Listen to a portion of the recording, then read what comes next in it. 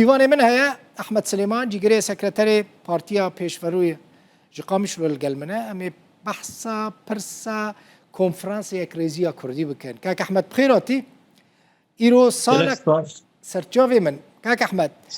îro salek di ser konferansayek Rêziya Kurdî ra derbas bû. Tu jî endamekî şandê, şandek hatibû avakirin. Pirsgirêk li ku derê ye Kak Ehmed? Xelk dixwaze vê yekê bizanibe. Bi rastî هین شاندا کردی مایه یا نه؟ او بناو مایه لبکار براستی تکار لپیشاوی تنه و از کارم بیجم اف زیدی یعنی دمها بلکی دریشتر تجواتی خوشی اوی شانده نکرنه و یعنی پرسکریک دور دیگ چه دزگه ما یان او رنگي ريكفتنا قام تيد الهب دكن برنجك يوك حكومتها لبناني تلت المعطل تيدا اما نصف المعطل تيدا هي كي جان او نصفايا بخاز النر سري اب مثلا العرديت سكنش بو يناجي يعني تو إرادة شاندي بخوت النبو قارب شخور خو بباريز بي خو آوابك كاري خو بك بريارا خو بستينه جبو يناجي يعني اكتيف نبو باشا اف قريقاري بو بوان يعني رنگی به کنفرانس جهات آوا کرن راست جی که خوشیک مزم بو يعني دل ملت ما پیشاب و خوش هر واجه هیوی که سرهات آوا کرن ل دباریا مد او رنگ جا آوا کرنه اف انجام دا که کک احمد که یعنی چه بون سبب کو شاندا کردی اوها پاسیف پوچ بمینه او ده يعني شوا يكجي دسبيكاوي ده او دانوستندني جوج دسبيكي ده بقصدي ريتشي دبو شوا اتفاقا ده آزار بريق افشان بي آواكرن بآلي كاريا تحالفا دولي وتايبت امريكا خست كري كفتنا كي يعني دنابينا شامي ودنابينا قصدي دي بجيبك لي بشتيق افشان هات آواكرن يعني هيفي او بو ولوجي مراد دغوت قدوي ايجا او دانو سندنين سياسي دا آليه خوي سياسي دي بتايبت بپرسا كردي دهندري سوريا ديا پرسا سوري بخوا وكر چاواليد نرن جبر نرينك دوي آليد هات آبا کرن جا آليه سوريا جي بگشتي و جو آليه كرد جي امچد خوازن جبوه يكي مدگوت و افشان پیش بهار اللي مخابن يعني قصد بخوا يعني او پلانا دستلاتا شامي قريب براستي وك ام ببجين يعني خفكه كي البيشيا قصدي نهي او تيك بقونا غدانوستنا سياسي بمينه قريداي بمسألة جكداري مسألة إداري مسألة أمني أو يقوغ نا يكسر قريداي ببرسا كرديرانه روشك بو من دوي آلي دفشارك جا أمريكانا وبلكي تحالفا دولي جهابو انه هون مسألة سياسي أبي عسكري چاره سر بكن پشتیوه سياسي لأف بخوا خواستنا شامبو وبلكي بضغطة كي جيج تركيا جيج انه او دانوستندني سياسي نبن جبوينا افجا علي قد وقصديش علي ما دندري انجمن دندري يعني بيشان ديد يعني ولوجي يعني بيشتي بردواميا وان دانوستندنا انجم يعني انجمنان اجتماعي انا كسيج ديفلاك بمسألة فقري نشلو هم قاربن يعني شاندي خورت بكن وام دندري شاندي دوام برسكريكا بهفدور نقاشي بكن نا او قلق جارا دي تش برسكريك هي قارب بريز مظلوم عبدير وان دانو سند دندري شاندي ديك اددوا يعني وقتا ديت جما في وي مادام او بشامر دن سينچماوي او جينا دنو نستين او آليه خدجي او چونا دسبيكي وقتا بچون براستی يعني او پشتشکراندم بوش بو خاطر ویشانده و بردوام کر يعني انا هر دو آلیاجی نما قاربون يعني جارك ادناب خود وك بشكلكي مشترك هبش قاربن هرن شامه ونقاربون جي بتن اخوجي لجغيري تشتيق انا تخستن باشا كاك احمد وقوتناتا بخوق تقوت يعني ايرو تشتيق الشامه نقاش دبه بقهوه وشاي وزيارتك نايك سر بي كاك احمد ودا ما اولين كبسري خود تشنا الشامي چما يعني لبي چنا چت خوازن الشامي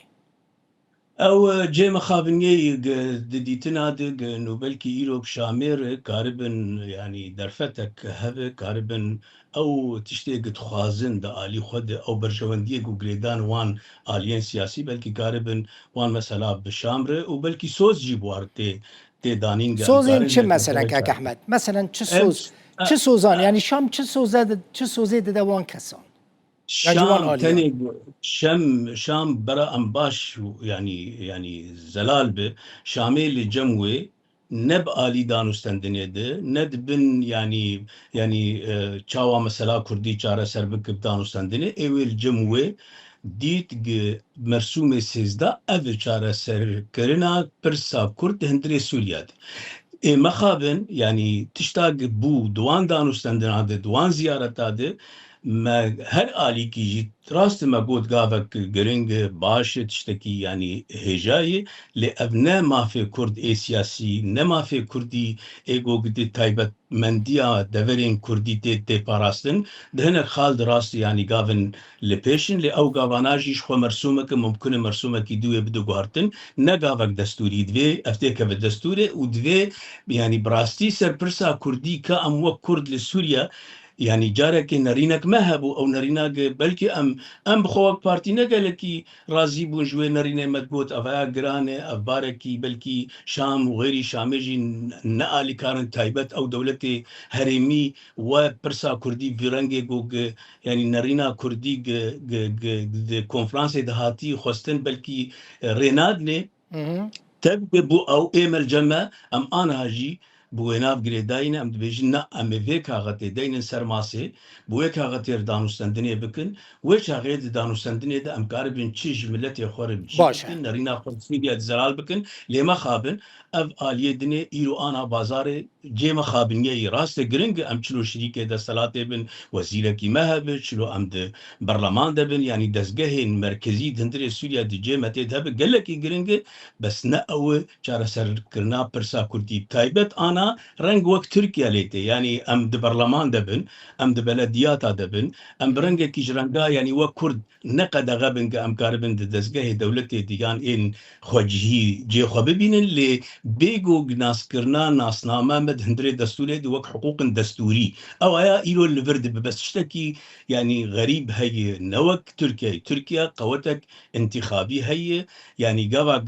در برلمان بدنگ ملت خود در هيزك وقتا دبي بلدي بهيزك در حسانة تاويها ايمل جمع بخالو خارزيجي وبلكي دالي كي ديجي ام بي تشاوا هفدو كين بكن جبو خاطري ام كاربن بوستك الجيكي بقرن وافايا او بوست ضعيف نكار تشتكي جملتي مار بك تشتاج ما بوستن ام ديسا فغرن لوي رانجي جوج يعني ام ندبيجن يعني ام كونفرانسكي بس بيجومان يرورنجي انا محاولات جلسر دبنج بو خاطري ابا كرنا اللي بقرك او اللي بقرجي بنفس اليات الدهوكي وهولوري وكونفرانسي يعني 26 نيسان 2025 قد تشتكي نه انتاج ناكه بريز مظلوم يعني عبدي كاك احمد ببورنا جنرال مظلوم عبدي جبوا لي فقرا ككردي لقال وكتيه بيوانديه بمر دانوستان دنكر امو بارتي على الوحده ومن رينا خوجي زلال دا ما قلت اف تشيروكا 50 50 يعني ابيان 50 50 يا كاتشاوا كاك احمد ببورنا 50 50 يا كاتشاوا ني او بينجي بكري بينجي بيجي او بكري مجلس انجمنا يعني حيانها انا كسيت بيجي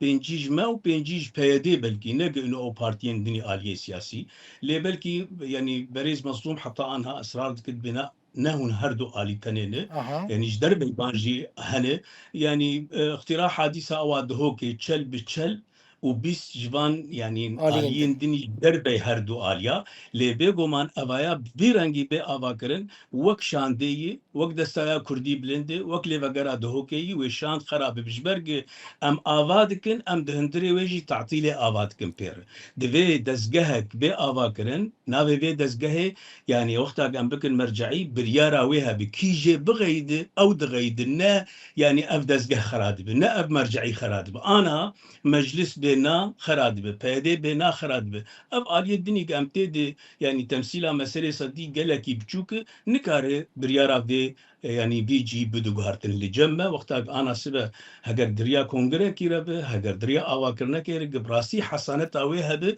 وقتا أي جهة آلي طرف خوجيه بدا آلي وچاغي اف لجي خود مينو كار بريارا خوبستيني لي برنگي آنها تيت خوازن آوا بكن وبتايبت انجمجي چما وإصراري دكي انو يعني خوبك بر برسياركي بتني يعني اورنگي جو ام دخوازين شامي ما قبول بك ام في هب قبول نكن تشتكي قال لك سيري باشا كاك احمد از هناك برسان بكم جبركو زمان ماجي قال لك دي مظلوم عبدي جرجة تشبكش بو باراستنا يك ريزيا كردي مظلوم عبدي قال لك فكري يعني نا يعني جه بده آليين سياسي تاني لجور إرادة وان آليا كارب تصرف بكابية ضده كارب براستي وقت بيجي يعني آليين نتني سياسي إيرو جواكا كردي هي بهر إمكانات إخوة أو بخوا كارب بالانسا كيتي خنا بين آليين سياسي ده ضده سسي كارب برنجكي أو وك مقود اف مرجعي بآوا كرن اف مرجعي ندبن إرادة في آلي دي خرابة برنجكي نولو بآوا كرن ودي ساجي أزانم ومرجعي كشيبه أو مرجعي وقت دستاب أنا اندامي دستاب بلندم حطانا كاك دل بخوي هين كسي نقوتي اف خرابة از اندامي مرجعيا كردي ميجي واز اندامي شاندا كردي ميجي ليه اوانا گجی نکتن هندره پراتیک و شغل دیش برچه جبر که ندخواست یا ریک دیش خورد دید تدنری لپیشاوی داد آنها جی ایرو جی يعني أفلي فجر قدرنجي جو يعني خاباندنا خلكيت باوريامد نماتي قبول كرن خاصة برسا ما وكرد سوريا دي إيرو دي دانشتندنا قد بيت فين ديماجا قد بيت دستلات ودقر دبل باشا كاك أحمد راستا چند پوست مهنه اوكي راستا شام دخوازه كردان پرچه بكه به وان هفديتنين جدا يعني كي شامي شام دخوازه كردان پرچه بكه شامي از بيجن بلكي جير نقل لكي جرينج كرد يكبن ويشاغي نابجي جو كاري يعني كرد برسا خول سروان فردك النولوية انا افرنجي بي كرد او دبن ما دو بوشاندك وان هات باجاري قامشلو لسر آليين سياسي ايغا او ديتن بيدي وانا كسي وهر وهاجي بلكي دو آليين يعني خريستيانا هاتن سريانا هاتن ديتن وكي دنيا كسك ندي افتاني افرنج هگر برا جدي باوریاوی پیگت خواز کردان رازی بکو بری خواب داشان دا کردی او نخواز کرد یک بنج بوگ پرسا کردی شامی چاره سر نبیجبر که حتی آنها شام نه آماده ای چاره سریا پرسین سیاسی هندری سوریا دنا باند پرسا کردی بس ام گرک و در فتح ندنج بر ایما اگر خلق سوریا پرس خوی سیاسی اقتصادی وکی دید یعنی درنگ بدکوه اما تنبونا كرد وك ماف دهندري سوريا دا آنها بيتر ترسيق تبت تايبت افريجيم الشامي خرد ببه وشغي امزان آنها ام نوك 26 ماها 2025 ايرو روشا منا او روشة گرانيا منا او گرانيا جمرتي خستن ام ديسا جي هفدو بگرم نبچ عبيقو حريكت خوازش خوريك الشامي ببيني او تشتكيش كردر بجيناك پنجی سالی بون به بعصر بخبتن لی ام کرد بون هگر بیرنگی بردوام بکن ام دی ساجی بانار خباتی براوانیت بر قضیه خو دوزا خو ملتی خو بکن بس از گلکی یعنی پید ترسیم گسبه ام نو کرد دهندری سوریا دی و خباتی بردوام بکن